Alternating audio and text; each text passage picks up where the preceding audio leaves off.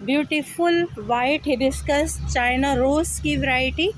बहुत खूबसूरत कलर होता है, वाइट कलर बहुत कम नज़र आते हैं ये फ्लावर्स।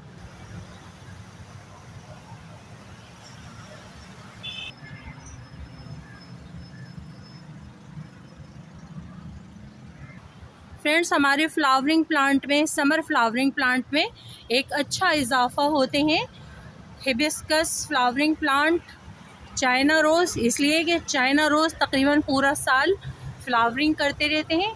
और ये है वाइट फ्लावर वाली वैरायटी चाइना रोज़ की।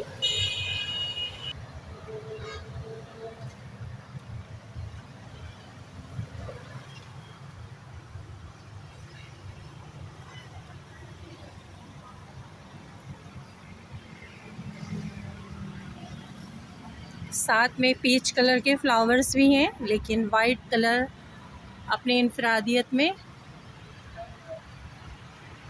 बिल्कुल नुमाया है।